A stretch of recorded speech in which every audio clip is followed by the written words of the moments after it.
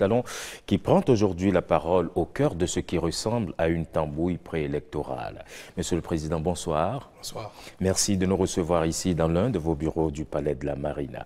Monsieur le Président, l'ambiance préélectorale, vous le savez, elle n'est pas des plus sereines, puisqu'il y a encore des partis politiques qui n'arrivent pas à satisfaire aux conditions prévues par les lois électorales. Comment appréciez-vous cette situation? Et puis, avec le recul, est-ce que la réforme du système partisan n'est pas un peu trop exigeante? Je dois vous avouer que la situation dans laquelle se trouve la dynamique électorale ne m'enchante pas du tout. Elle porte préjudice à l'image de notre pays. Mais pour autant, il n'y a pas lieu d'indexer la réforme du système partisan, encore moins le code électoral. Les infortunes qui s'observent chez les démocrates sont-elles la conséquence d'un code électoral trop contraignant ou résultent-elles d'une main cachée, en l'occurrence celle du président Talon? Comme je suis devenu le souffre-douleur du président Boni et le bouc émissaire idéal pour tout ce qui ne va pas chez les démocrates, que puis-je dire pour ne pas être condamné? Je suis le coupable idéal. Mais avant d'aller à l'échafaud, je vais vous dire à vous toute la vérité. Tout ce que j'essaye de couvrir depuis fort longtemps, en raison de ma charge et de la réserve que cela m'impose.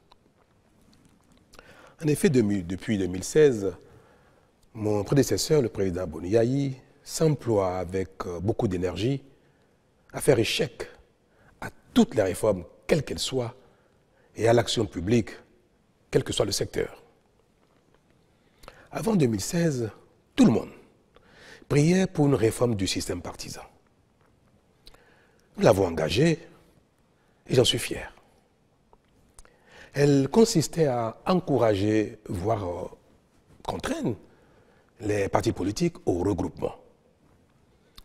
Le FCBE, qui était à l'entame de la réforme, je crois le parti le plus grand de la centaine de petits partis que comptait le Bénin, avait l'opportunité d'absorber un grand nombre de ces petits partis et de devenir un grand parti d'envergure nationale, pour peu qu'elle en ait la volonté. Mais comme c'est une réforme engagée par Patrice Talon, pas question. Pas question que cette réforme prospère, même si la FCBE devait en profiter. De même, l'appel de Patrice Talon à entrer en partenariat avec la FCBE et à accueillir des cadres FCBE dans la gouvernance politique et technique du pays a été refusé à tous ceux qui ont estimé le contraire et ont montré leur disponibilité à collaborer. Tout cela ont été bannis. Cette volonté du régime de la rupture d'associer toutes les compétences et bonnes volontés, quel que soit leur bord politique, à la constitution du pays, s'est manifestée très tôt, et ce, dès la formation du premier gouvernement. C'est dans cette perspective d'ailleurs que M. Jean-Claude Oussou, membre du staff de campagne de Lionel Zissou, a été appelé au gouvernement en qualité de ministre de l'Énergie dès le lendemain de l'élection présidentielle. Beaucoup d'autres, en raison de leurs compétences techniques ou de leur leadership politique, ont été appelés pour servir le pays aux côtés de Patrice Talon, élu comme président de tous les Béninois et non comme président d'une partie des Béninois. Certains restés fidèles à la ligne du parti et de son chef, je parlais des FCBE, du président Yaya Boni, sont manifestement entrés en quasi-rébellion contre le nouveau régime, et ceux qui ont choisi de servir le pays à mes côtés ont été, comme je l'ai dit, purement et simplement bannis. Ce sont ces deux phénomènes, refus d'adhérer aux réformes politiques et refus de toute collaboration avec le nouveau régime, qui ont conduit pratiquement à la scission des FCBE, puis à la création du parti Les Démocrates. Je résume. Et je peux vous dire que le point d'orgue de cette opposition radicale de principe a été atteint à l'occasion des élections de 2019. Mais de quoi s'est-il agi concrètement, Monsieur le Président? Mais vous n'avez pas manqué, en tant que Béninois, de suivre les événements, tout ce qui s'est passé au Parlement, puis à l'occasion de l'élection, avec les drames qui ont suivi. Souhaitez-vous que j'aille dans le détail? Allons-y, on veut bien comprendre, Monsieur le Président. Je crois que c'était en février 2019 que j'ai reçu ici au Palais l'ensemble des partis politiques représentés au Parlement. Parce que nous venons d'engager la réforme du système partisan. Les textes adoptés qui répondaient parfaitement à l'attente de tous avant 2016, ces textes ont commencé à être boudés par une partie de la classe politique, notamment l'FCBE d'alors. Et ils ont estimé que les nouveaux textes n'étaient pas convenables, trop rigides, et risquaient de ne pas les faire gagner des élections. Mais comme nous sommes au début du processus et qu'il fallait trouver un terrain d'entente, j'ai accepté que l'ensemble des acteurs politiques au Parlement se mettent ensemble pour trouver les textes qui, selon eux, permettraient à tout le monde d'aller aux élections sereinement, tout en engageant la réforme du système partisan. Ne pas rester au statu quo de notre passé connu, excusez-moi le terme, de pagaille politique, mais d'engager une réforme qui reste à la portée des uns et des autres. Des rencontres ont eu lieu au Parlement, sous la présidence de président Ongbedi, président de l'Assemblée à l'époque, et un consensus a été trouvé. L'ensemble de tous les acteurs représentés au Parlement ont abouti à un consensus. Et je crois que ce consensus a été consigné dans un document le 18 mars 2019. Ceux représentant l'opposition dans le comité sont allés voir le président Yahya Boni pour lui présenter le consensus. Mais tenez-vous tranquille. Le président Yahya Boni a refusé que le consensus soit adopté, que les tests prévus pour être votés afin non seulement d'engager la réforme, mais de permettre à tout le monde d'y aller plutôt aisément. Ces tests ont été refusés par le président Boni Yaye, qui a dit aussi, ceux qui sont venus le rencontrer, que les choses n'ont qu'à rester en l'état. Que si l'élection ne doit pas avoir lieu, elle n'aura pas lieu. Et que nous verrons bien. La mort dans l'âme, ses propres représentants revenus au Parlement ont indiqué que, bien qu'ils aient travaillé au consensus, bien que les nouveaux tests devaient être pris leur convenaient bien, mais que la ligne du parti ne permet pas d'avancer et de signer quoi que ce soit. Et encore moins de voter de nouveaux tests, puisqu'il était prévu que les tests changent. Je dois préciser que, à la suite des négociations au Parlement, tous les représentants de chaque camp, mouvance, opposition et consorts, comme je disais tout à l'heure, après avoir abouti au consensus, tous les représentants désignés avaient signé l'accord de consensus. Donc avant d'aller soumettre cela au président Yahya Boni. C'est parce que celui-ci a refusé qu'il n'est pas question que le consensus soit mis en œuvre, qu'ils sont donc revenus et ont dénoncé leur propre signature. Ils l'ont dénié finalement. Ils l'ont dénié, après l'avoir signé. Cela, je tiens à le préciser parce que c'était pour tout le monde, il paraissait évident que ce consensus soit mis en œuvre. C'est pour ça que je crois que les représentants de l'opposition n'ont même pas estimé nécessaire d'aller solliciter l'approbation du document avant de le signer. C'était évident pour eux parce que tout ce qu'ils ont demandé a été pris en compte. Mais malheureusement, donc, l'approbation du président Boni Yaye n'a pas été obtenue et ils sont revenus au Parlement pour dénier leur propre signature et se retirer de la salle. Et d'ailleurs, à la mise en œuvre des tests, je crois, je n'ai plus le bon souvenir des choses, toutes les revendications ont été évoquées, ils sont carrément sortis de la salle.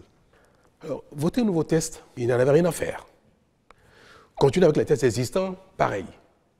Est-ce qu'il fallait bloquer le pays? S'arrêter là? On fait quoi?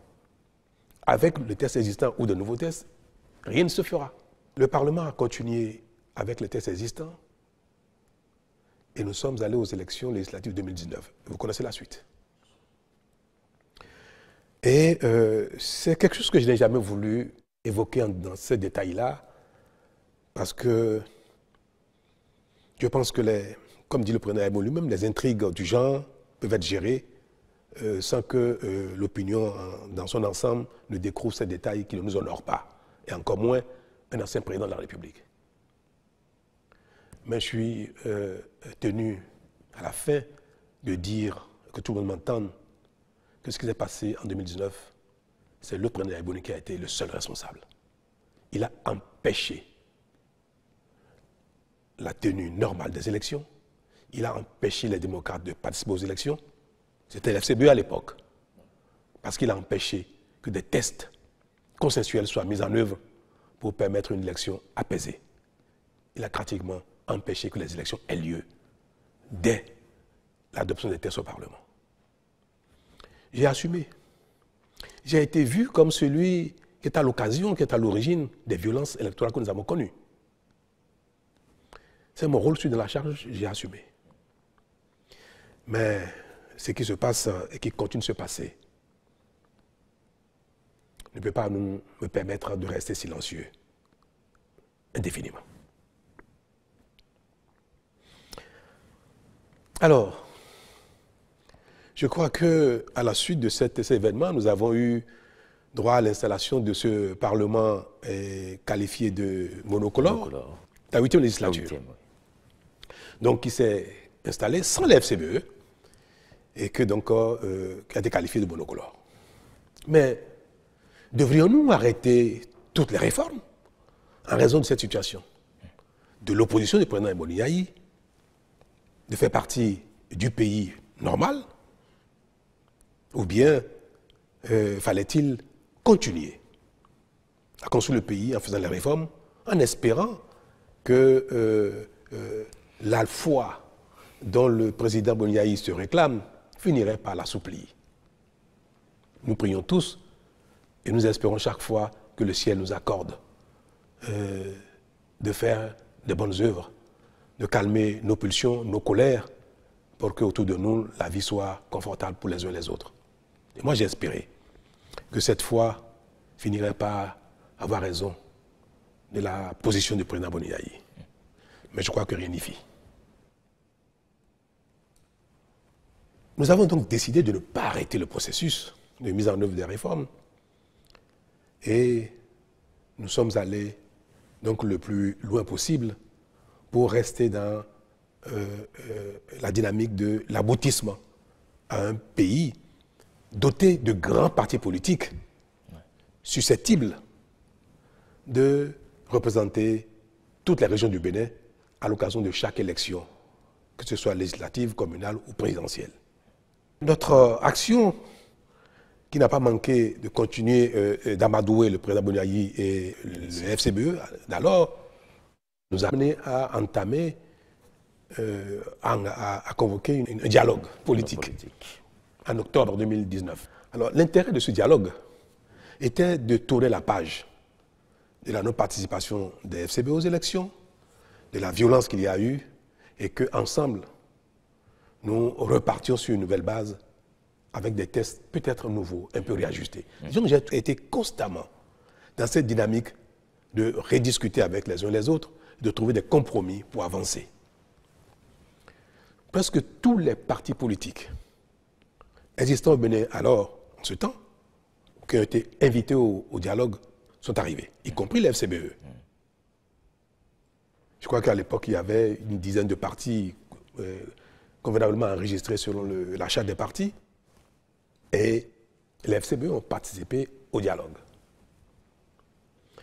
Mais le fait d'avoir participé au dialogue, le président Boniaï a décidé d'exclure tous les cadres FCBE, les leaders FCBE qui sont venus au dialogue. Vous connaissez, vous avez suivi un peu ce qui s'est passé dans cette période-là. Bien sûr. Un processus a été engagé pour les exclure du parti. Oui. Je crois que c'était même allé en justice. Évidemment. Je crois que le président Boigny n'a pas réussi à les exclure du parti. Et le parti devait rester dans son intégrité avec tout le monde. C'est ce qui a fait partie le président Boigny avec certains et qui a donné lieu à la création des démocrates.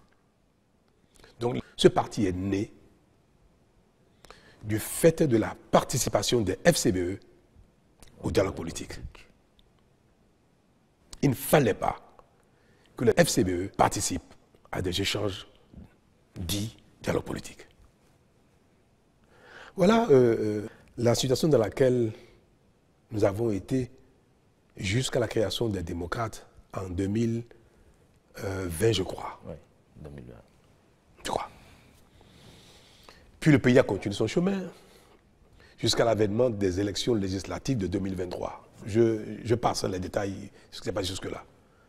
Mais je n'ai pas arrêté de faire le charme aux uns aux autres, de les amadouer, de les supplier même de venir et prendre le train en marche. Et en effet, les démocrates se sont résolus à participer enfin aux élections. Et ils ont été donc candidats aux élections de 2023, aux élections législatives. La suite, avec les mêmes lois, les mêmes tests, parce qu'on a réussi à les supplier, à les amadouer qu'on sort, ils sont allés aux élections et ils ont eu 28 députés avec les mêmes tests. À peine cet obstacle franchi, c'est-à-dire élection 2023 avec les nouveaux tests, que les prémices d'un contournement des dispositions mises en place ont commencé à apparaître ici et là, y compris dans mon propre camp. C'est-à-dire que après 1 an, 2 ans, 3 ans d'efforts, de sacrifices des uns des autres pour rester dans de grands ensembles et aller aux élections, je crois que nos démons nous ont rattrapés. Au sein de l'Union progressiste, le Renouveau, qui est un parti qui me soutient, les velléités de liberté ont commencé à s'exprimer, à se faire voir. Pareil au Bloc républicain. Et encore davantage chez les démocrates qui venaient à peine de se constituer, d'aller aux élections et d'avoir des députés. J'ai même reçu en son temps une partie des cadres, des personnalités non moins importantes des démocrates qui m'ont prié, que maintenant que ils sont tous au Parlement, qui m'ont prié de revoir les seuils fixés pour avoir accès au partage des sièges dans le code électoral. Cette demande également, je l'ai entendue au sein des BR, au sein des UP. Le Renouveau. Alors vous comprenez quelle a été ma tristesse. Est-ce qu'il fallait revenir en arrière, baisser les seuils pour qu'à nouveau les partis s'éclatent? Parce qu'un seuil plus bas permettait à ces deux partis de se diviser en 2 ou 3. Et je l'ai dit même plusieurs fois ici, à l'occasion de certaines rencontres, je l'ai dit au président Boigny quand il est venu me voir, j'ai dit, Monsieur le Président, si j'avais accepté de m'engager avec vous dans la révision du code électoral pour baisser les seuils, les démocrates auraient déjà explosé. Mais pas vous seul, UPR et BR. Dans ces conditions, vous comprenez pourquoi je suis resté droit de mes bottes en essayant de convaincre les uns et les autres de bien vouloir rester là où ils sont, là où chacun se trouve, afin que nos sacrifices ne soient pas vains, puisqu'on serait retourné à la case départ. Voilà donc ce qui nous a amené à maintenir les tests, le code électoral, les tests actuels en l'état pour, je dirais, forcer la main aux uns aux autres de rester ensemble et même aller au-delà pour continuer les regroupements. Puis arrive le moment présent. L'élection présidentielle et les élections législatives et communales de 2026 et patatras. Le code électoral actuel a certes placé la barre haut pour tout le monde, mais a surtout permis, voire recommandé à chacun d'être disposé, après les élections, à échanger avec les autres afin qu'ils ne se voient plus comme des ennemis. Car c'est ce qui se passe actuellement. Et cela ne doit pas continuer. Que veux-je dire par là? Vous observez que les échanges politiques, tout ce que fait le régime actuel et la réaction, les commentaires, l'opposition des partis dits d'opposition donnent l'impression que nous sommes dans un champ de bataille, sur un ring.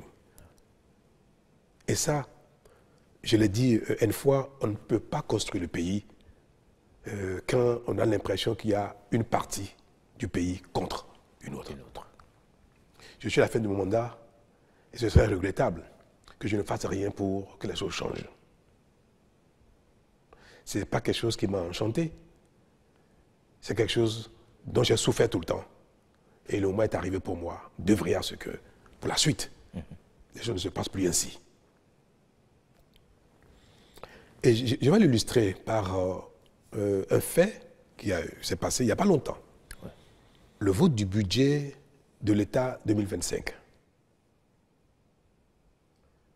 Quand le gouvernement a travaillé sur le projet de budget, le ministre des Finances est allé au Parlement rencontrer les divers groupes parlementaires, les diverses commissions, pour échanger sur l'articulation du budget et ses détails. Les démocrates, pour une fois, ont participé au débat et ont fait des observations pertinentes et ont suggéré des modifications et des amendements au projet de budget. Le ministre des Finances s'est employé à prendre en compte la quasi-totalité des observations et des recommandations des démocrates. C'était une belle occasion pour montrer que le pays est indivisible. Et je profite pour l'en féliciter à nouveau, mais toutes les gymnastiques possibles ont été faites pour que toutes les observations soient prises en compte et toutes les recommandations des démocrates soient intégrées au projet de budget. Le ministre est revenu au gouvernement, présenter la nouvelle mouture. Le gouvernement l'a approuvé entièrement dans son intégralité et a souhaité que le budget soit voté en l'état avec les nouvelles dispositions. Au vote, les démocrates ont fait exactement ce qu'ils ont l'habitude de faire, exactement le contraire de ce qu'ils ont souhaité. Quelques jours avant, ils ont voté contre le budget. Comment ça peut se comprendre? Et nous avons appris dans les coulisses que le compte rendu qui a été fait au président Yahya Boni pour solliciter son accord avant de voter le budget, que ce accord n'a pas été obtenu et que le président leur a interdit de voter le budget, bien que celui-ci ait pris en compte la quasi-totalité de leurs observations et recommandations. Ce n'est pas acceptable. Et vous voulez que, passant la main, je ne sais pas à qui, que je ne recommande pas que le pays continue ainsi. On a l'impression que la compétition politique s'exerce dans une adversité éternelle. Qu'après les élections, les partis ayant été en course deviennent des ennemis. Mais ça ne se passe nulle part comme ça. C'est vrai. Cela arrive quelquefois dans quelques endroits du monde. Mais pour un pays où tout est à construire, le consensus est indispensable pour non seulement faire les efforts nécessaires, engager nos populations dans les efforts, présenter aux partenaires de développement que nous sommes, nous voyons tous le développement du pays comme un impératif et que nos guerres ne sont pas de nature à empêcher les grandes actions et notamment un budget. Vous voyez ce qui se passe en France. La France peut se permettre de ne pas avoir un budget. Le pays est grand. L'industrie, le commerce fonctionnent parfaitement sans l'État. Et l'État n'est pas le principal acteur économique. Au Bénin, la paralysie de l'État serait une catastrophe. Donc on ne peut pas. Pendant qu'ailleurs, les gens s'entendent, qu'ils soient de bords différents, pour travailler ensemble, pour trouver un consensus, on ne peut pas ici même si le consensus s'est trouvé, dire que nous sommes des ennemis et dire qu'il faut que le pays soit bloqué, paralysé, pour peut-être qu'il y ait des élections anticipées, ou qu'il y ait des coups d'État, ou qu'il y ait je ne sais pas quoi. C'est malheureux. Et je prie tous les dieux pour que l'avenir du Bénin ne se conjugue plus en de tels combats politiques et autres, en de telles dynamiques de confrontation éternelle. Et c'est bien pour ça que je suis aujourd'hui favorable à ce que nos tests, le code électoral et autres, obligent les gens, certes à aller en compétition, mais à travailler après ensemble pour l'intérêt national. Et je l'ai dit aux jeunes que j'ai rencontrés il n'y a pas longtemps ici au Palais. Il dit, mais qu'est-ce qui oppose UP-BR? Qu'est-ce qui oppose UP-BR et les démocrates? Qu'est-ce qui nous oppose fondamentalement? Si ce n'est une question de feeling. Nous avons les mêmes besoins d'eau, d'électricité, de routes, d'emploi, de bonne santé, d'éducation. Et ces choses-là ne relèvent pas d'une idéologie. On peut aller à la compétition, mais on peut travailler ensemble. Et le monde va ainsi. Regardez en Allemagne. Nous avons vu pendant longtemps que la CDU et le FDP, je crois, qui ont souvent des partis challengers, qui se challengent, qui vont aux élections ensemble, c'est-à-dire les uns contre les autres. Une fois les élections finies, ils se mettent ensemble pour gérer le pays. Et chacun apporte sa pierre à la réflexion, chacun apporte sa contribution à la définition de la politique nationale. Et on peut observer que, à la suite de ça, la même CDU avec le SPD, pareil. Partout dans le monde aujourd'hui, regardez en Europe, on observe bien que les populations ont beaucoup évolué, les peuples ont évolué, la dynamique démocratique a évolué, les libertés ont évolué. Donc, il n'est plus convenable qu'un seul camp dise qu'il détient la vérité et qu'il s'impose aux autres. Il faut mettre les vérités ensemble pour construire un pays.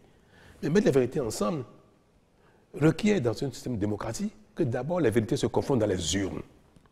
Une fois que l'un a gagné, parfois on peut gagner une élection à une voix près. Ouais.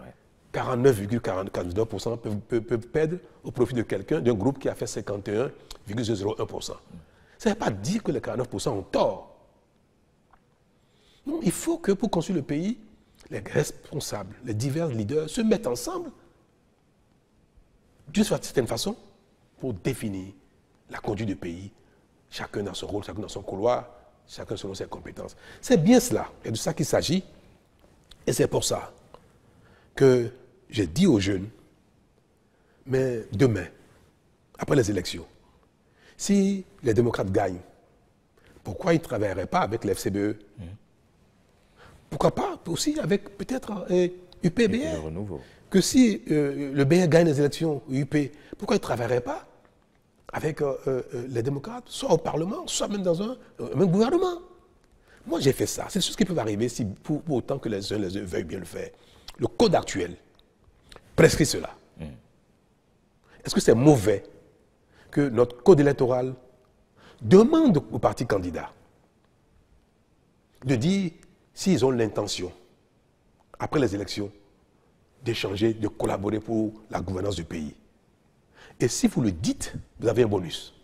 C'est-à-dire les partis politiques qui disent, après les élections législatives, après les élections communales, après les élections de manière générale, même, nous sommes capables de travailler ensemble, ils ont un bonus. Et le bonus, c'est que pour les législatives, les 20% qui sont exigés par circonscription électorale, on vous permet de les sommer ensemble. Même si vous n'avez que 10% dans une circonscription, dès lors que vous dites, je suis prêt à travailler, à discuter au Parlement avec un autre groupe qui a 12%, eh bien, vous bénéficiez de ces 12%. C'est une technique pour amener les gens à commencer à se parler. C'est tout. Oui. Et bien, ce code-là, on l'attaque. Tout le monde est en train de signer des accords de gouvernance et parlementaire. Mais les démocrates ont refusé. Le président Yaïboni a refusé que les démocrates signent un quelconque accord avec qui que ce soit, y compris l'FCBE. FCBE est une partie d'opposition, même modérée. C'est un parti d'opposition. Si les démocrates avaient signé avec l'FCBE un accord de gouvernance et et corps parlementaire, le duo candidat à l'élection présidentielle des démocrates ne serait pas tombé, malgré la défection d'un de leurs. Oui. Parce que la FCBE dispose, je crois, de 6 ou 7 combien de parrainages. Les parrainages de la FCBE auraient permis aux démocrates d'être présents aux élections. Donc ils ont choisi de marcher sur la corde raide, sur le fil du rasoir. Ils se sentent si forts, c'est très bien. Mais en ce moment, quand on a choisi de marcher sur un fil et qu'on tombe, il ne faut pas chercher les boucs émissaires ailleurs. Je suis malheureux de le dire et de le répéter. Je suis malheureux que les démocrates n'aient pas les élections présidentielles. Ils avaient la possibilité de le faire. Ils pouvaient signer un accord avec l'FCBE. Et moi, j'ai demandé même à l'UP et au BR de rester disposés à signer avec les démocrates un partenariat ou un accord de gouvernance. Si je l'ai dit publiquement, devant le peuple, avec les jeunes, c'est parce que c'est ma consigne. Et je l'ai dit pour que les cadres des deux partis UPBR entendent publiquement que le président de la République, qui est aujourd'hui le chef de la majorité, souhaite que UPBR puisse signer avec n'importe quel autre parti, y compris les démocrates. Je l'ai dit publiquement. Qu'est-ce qui, honnêtement, pourquoi Yabou ne peut pas accepter de signer un accord avec ceux-ci et dire que si vous gagnez ou si je gagne, nous pouvons travailler ensemble. Mais cette déclaration ne veut pas dire qu'ils ont l'obligation demain de nommer des ministres de partis. Non, c'est juste l'intention. À la limite, même ils peuvent ne pas le respecter plus tard. Mais ce serait bien que le peuple entende, qu'eux-mêmes se disent, travailler ensemble n'est pas un problème quand on est dans le même pays. C'est tout ce que voulait le Code. Et cela leur aurait permis, cette déclaration d'intention leur aurait permis aujourd'hui d'être candidat au présidentiel. Si vous permettez, allez-y, monsieur le Président. L'élection législative arrive bientôt. Ouais. Le Code dit qu'à défaut d'accord de gouvernance, à défaut d'accord parlementaire, ouais, chaque liste, chaque parti devra réaliser 20% des suffrages, obtenir 20% des suffrages dans chacune des 24 circonscriptions législatives. Aujourd'hui, aucun parti n'est en mesure de le faire. Peut-être que demain, ils le feront. Ni UP, ni BR, ni FCBE, ni MOEL, ni RN, même les démocrates, en tout cas, ils ne l'ont pas. Je ne sais pas s'ils y parviendront. Nous voulons y arriver là. Nous voulons y arriver. Que demain, nos partis soient d'envergure pour pouvoir être représentatifs partout. Et que partout dans le Bénin, les gens se sentent concernés par l'action d'un parti, le pouvoir d'un parti. Même si le parti n'est pas majoritaire partout, que le parti soit présent, suffisamment présent partout. Comme on n'y est pas encore, et que nous demandons aux gens de se regrouper pour y arriver, mais en attendant d'y être, on demande aux gens de faire des déclarations d'intention. Rien que ça. Que les démocrates disent, je pourrais travailler avec les BR après les élections. En quoi? En quoi vraiment? C'est noble comme intention. Oui. Ça peut les influencer demain à être un peu disponibles. Mais en quoi c'est une contrainte?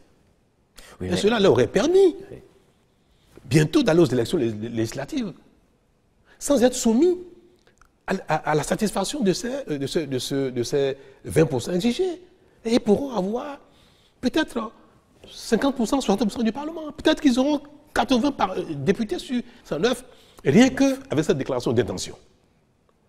Moi, je fais tout pour amener les uns les autres à travailler ensemble, à ne plus être des ennemis, au moins à déclarer leur intention de non-agression. Oui, vous parlez si bien d'intention de non-agression, mais croyez-vous vraiment à la viabilité de ces alliances entre des partis qui aujourd'hui sont d'obédience différentes? Mais vous voyez bien que les obédiences ne sont pas forcément liées à des idéologies de gouvernance politique. Quand on a tout, on a déjà les fondamentaux, on a l'école, la santé, les routes, l'eau, l'électricité, assez d'emplois, on peut parler d'obédience politique, en réalité liée à la vision. Mais aujourd'hui, nos populations demandent aux uns aux autres le minimum, comment je vais dire ça, le minimum de survie. Donc les gens sont dans des divers camps par affinité. C'est tout. Mais je vous ai dit, qu'est-ce qui différencie le PS du bloc républicain? C'est quand d'affinité. Qu'est-ce qui fait que les démocrates ne sont pas ont quitté la FCBE? Pourquoi à l'époque les FCBE Yaïboni ne sont pas venus avec moi? Parce qu'il y a un problème à Yaïboni et à Patrice Talon. Le seul problème que les FCBE ont eu dans le passé, quand ils étaient dirigés par Yaïboni, le seul problème que les démocrates ont aujourd'hui, dirigés par Beni Yahi, c'est parce qu'il y a un problème entre Patrice Talon et Yaïboni. La guerre entre mon ami, mon grand frère, l'ancien président et moi, est en train de pourrir l'environnement politique au Bénin. Même l'environnement social. En train de pourrir même la paix et la quiétude, la concorde. C'est dommage. Vivement les élections de 2026 pour que nous quittions la scène politique. Je voudrais tant. Vous le souhaitez? Ah oui, que lui et moi, on quitte la scène politique. Ça c'est peut-être vous, mais peut-être pas lui. Mais je voudrais qu'il quitte aussi la scène politique. Ouais. Quand à la limite, on se retrouve dans un conseil de sages pour donner des conseils aux gens, pour faire des arbitrages. Le Sénat voulait vous dire? Mais pourquoi pas? Je ne sais pas quel nom ça va s'appeler, mais il serait bien que nous quittions la scène politique. Notre relation nuit au Bénin. Moi, je fais tout pour qu'il en soit, que ce soit différent, que ce ne soit plus ainsi, mais je n'y arrive pas. Je n'y arrive pas. Je suis pressé que le terme de mandat arrive pour que les Béninois vivent autre chose en dehors de Talon et de Yaïboni. Vous savez, en 1990, à la conférence nationale, pourquoi les conférenciers ont mis la limite d'âge aux élections présidentielles, 70 ans? Pourquoi? Ça a été affirmé. Les anciens présidents que le Bénin a connus jadis, Maga, Arouma Degbe, Apiti, Zissou, ont pourri la vie aux Béninois par la compétition politique, par la guerre de leadership. À la conférence, paix à l'âme d'Apiti, Apiti n'y était plus, mais il restait encore 3. Maga, Arouma Degbe, Zissou. Presque à l'unanimité, sauf les 3. Les confédérations ont décidé de les mettre à l'écart, de les mettre au repos, de leur interdire d'être candidat. C'est ça aussi, les lois des pays sont faites pour régler les problèmes qui se posent au pays. Moi, je demanderais bien au Béninois, au Parlement, de voter une loi constitutionnelle pour interdire à Talon, à Yaïboni et à Soglo de faire la politique. Qu'on aille passer nos vacances au village. Votre retraite plutôt. Mais ça devient impératif pour le Bénin. Et je vous le promets. Si les Béninois apprennent à nous oublier demain, les choses changeront très vite dans le pays. Plus vite qu'on le pense. Alors, une dernière question, oui. Monsieur le Président. Vous permettez, est-ce que vous pensez que les frondeurs LD aujourd'hui pourraient atterrir aux côtés des partis de la mouvance? Mais beaucoup d'entre eux sont demandeurs. Ah oui. Beaucoup de démocrates sont demandeurs. Quand le président Boni est venu me voir ici au Palais il y a quelques jours, il m'a demandé, mais il faut faire quelque chose pour que le duo soit réhabilité. Mais je lui ai dit, je ne vais pas faire de miracle. C'est trop tard. Vous le saviez ça. Pourquoi vous n'avez pas voulu le faire plus tôt? Pourquoi vous n'avez pas voulu faire un accord avec les FCBE, ni avec BR, ni UP? Mais il m'a dit, oui, d'accord, c'est trop tard, mais qu'est-ce qu'on peut faire maintenant? Je dis, Monsieur le Président, dites-moi, s'il y a un moyen de le faire, je le ferai. Mais je ne trouve pas comment revenir en arrière. Il souhaitait quoi? Annuler le processus. Il faut repartir. Mais ce n'est pas bien. Il ne faut pas que leur intransigeance, leurs erreurs amènent le pays à faire du n'importe quoi.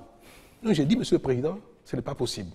Moi, je ne peux rien faire. Je ne vois pas ce que je peux faire pour ramener le processus en arrière afin que Maître Agbodjo et l'audio soient à nouveau éligibles. Je ne sais pas ce que je peux faire. Si vous trouvez quelque chose à me conseiller qui est dans mes cordes, je le ferai. Mais quelque chose de réaliste. Et puis nous allons parler de législative.